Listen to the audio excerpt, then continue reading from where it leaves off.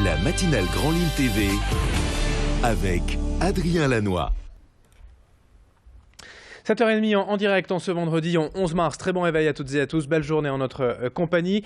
Et voici l'actualité du Grand Lille en images en 7 minutes avec tout d'abord les belles prévisions en météo du jour et de ce week-end avec le soleil pour les prochains jours. Quelques nuages tout de même ce matin mais qui vont rapidement se dissiper pour nous offrir une belle après-midi dans l'ensemble avec des températures pour l'instant un peu fraîches mais jusqu'à 11 degrés de prévu pour cet après-midi.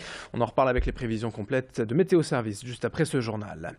L'information politique tout d'abord à la une avec l'élection législative partielle à Tourcoing ce dimanche. Après la démission du député Gérald Darmanin, parti au conseil régional, les électeurs de la 10e circonscription sont appelés aux urnes dimanche. 8 candidats sont en lice pour succéder au maire de Tourcoing. Qui sont-ils et que proposent-ils? Clotilde Leguevac fait le point et nous présente les enjeux de cette législative partielle. Ce dimanche, les électeurs de la 10e circonscription vont voter pour élire leur nouveau député. En tout, c'est 30 bureaux de vote qui sont ouverts au nord et au nord-est de Tourcoing, comme à Ronques ou à Bousbecq.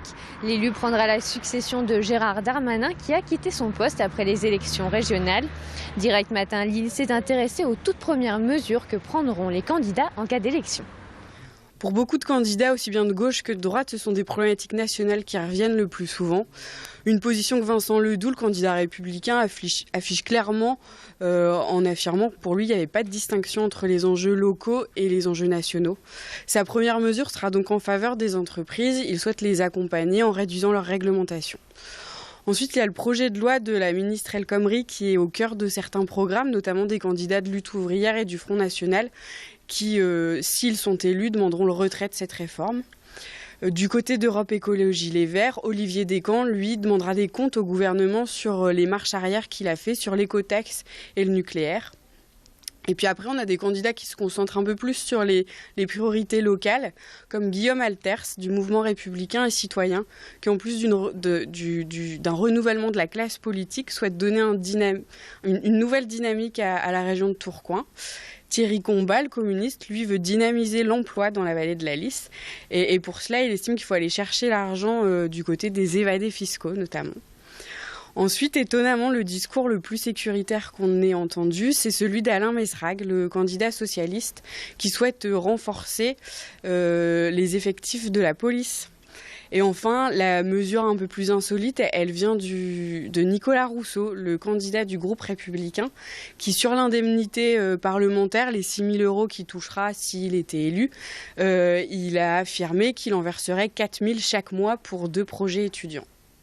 La participation s'est levée à 47% lors des précédentes législatives en 2012. Mais est-ce que les électeurs se sentent encore concernés cette année ? Je ne sais absolument pas à quoi ça va servir les élections du dimanche. Nous ne sommes pas au courant, on n'a pas reçu de tract, quoi que ce soit pour nous prévenir comme quoi il y avait une nouvelle élection. Je voterai dimanche, comme d'habitude, je vote toujours. Le vote est important pour pouvoir choisir les personnes qui vont pouvoir parler en notre nom. Je savais qu'il avait décidé de quitter son poste de député, mais j'ignorais totalement qu'il y avait des élections dimanche. Allez, 7h33 en direct ce matin sur Grand Lille TV. On enchaîne avec un anniversaire cette semaine en France, les 60 ans du planning familial.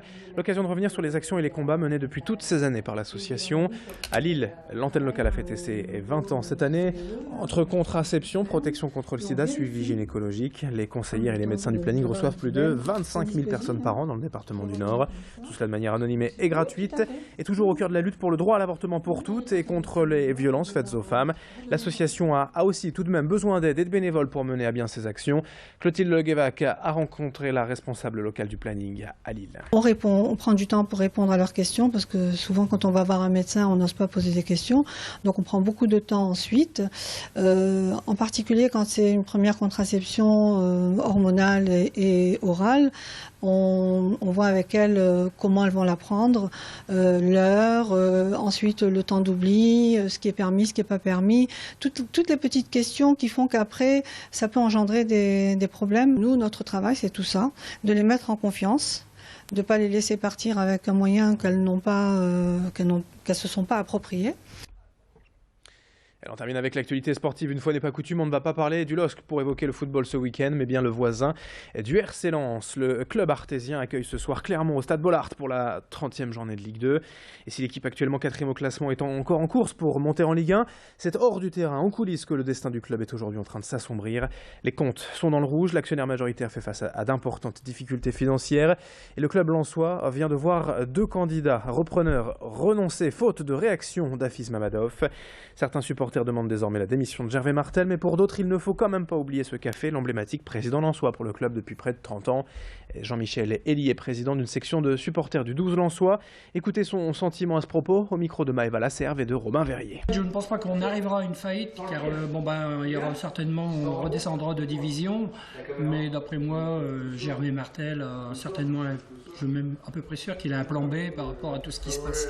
Parce qu'on parle beaucoup de Lens, mais sportivement, tout fonctionne bien. Tout le monde dit oui, Martel, mais il ne faut pas oublier que Martel a fait énormément de choses pour son club. C'est quand même, je ne pense pas qu'il laissera le bébé comme ça, comme il l'appelle, qu'il laissera tomber comme ça à qui que ce soit, quoi. Et il se bat pour vraiment trouver quelque chose. L'agenda sport donc pour terminer, le LOSC en Ligue 1 donc se déplace à Bastia demain soir à 20h. Le CP Lille Métropole joue la demi-finale aller de la Coupe d'Europe de tennis de table féminin et c'est dimanche à 16h à Budapest en Hongrie. Et puis en basket féminin, l'événement ce soir à 19h, le SBV Lille Métropole est en déplacement en Slovaquie à Košice. Les quarts de finale retour de l'Eurocup après leur victoire de 16 points à l'aller 58-42. Les Villeneuvoises doivent donc conserver cette avance ce soir pour se qualifier pour les demi-finales. 7h36 en direct. Dans un instant, la météo et l'infotrafic sur Grande Île TV.